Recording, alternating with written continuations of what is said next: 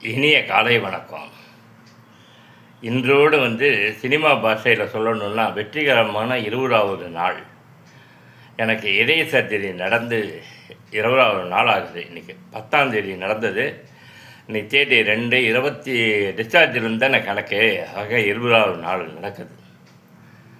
இந்த 2 ஸ்டண்டுகள் வைத்து நான் டிஸ்சார்ஜ் ஆகி இந்த அனுபவத்தில் நான் கண்டது என்னென்னா, ஓஷோவோட சொல் போல் இந்த பிரபஞ்சத்தில் அடுத்த நொடி என்ன வேணால் நடக்கலாம். இனிமேல் நம்ம திட்டமே போடக்கூடாது. அந்தந்த கணத்தை வாழ்ந்துட்டு அப்படியே செத்துட்டு போகணும். இதுதான் நான் இந்த டிஸ்சார்ஜுக்கு அப்புறம் இந்த 20 நாளைக்கு பின்பு லைஃப்பில் ஒரு ஆழ் மனசை போய் பதிஞ்சிருச்சு ரெக்கார்டுற மாதிரி. இந்த இனிய நாளில் மத்தியமர் குழுலேருந்து நிறைய மனிதர்களை மறக்கவே முடியாது. எனக்கு அவங்களாம் நிறைய உதவிகள் செஞ்சாங்க. அங்கேயே இருக்கண்ணி மேடம் எனக்கு உயிரோடு இருக்கும்போதே இந்த வீடியோ மூலமாக மனம் திறந்து இதயம் கலந்து நன்றி சொல்கிறேன். நாசிக்கில் இருக்கிற மோகன் ராமலிங்கம், உங்களை இதயம் தணிந்து தலை வணங்குகிறேன். உங்களுடைய மகளுக்கு தலை வணங்குகிறேன்.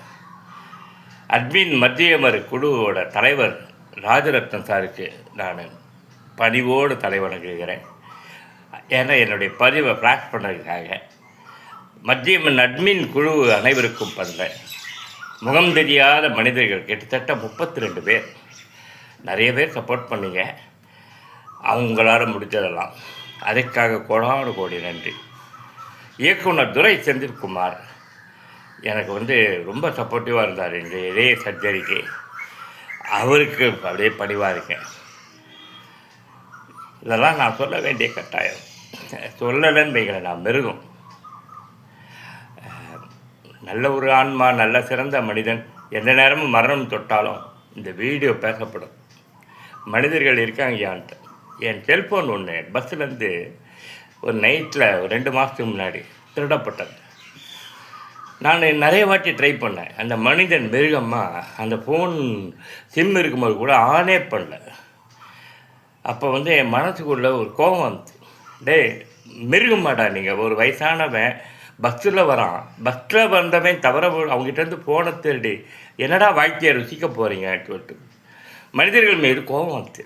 அதே எனக்கு இந்த இதய சர்ஜரி நடக்கும்போது மொத்தம் 35 மனிதர்களை சந்திக்க வச்சான் இறைவன், பிரபஞ்சம். அப்போலாம் இறைவன் சொன்னான், ஒத்தனை வச்சுக்கிட்டு உலகத்தில் இருக்கிற அத்தனை மனிதர்களும் மிருகமானவர்கள் என்று கணக்கு போடாது, மனிதநேயம் இந்த பூமியில் இருக்குங்கிறதையும் உனக்கு புரிய வைக்கிறேன் அப்படின்னு சொல்லிட்டு இந்த செயல் மூலம், என் சர்ஜரி மூலம் எனக்கு புரிய வச்சான். அதுக்காக அந்த இறைவனுக்கு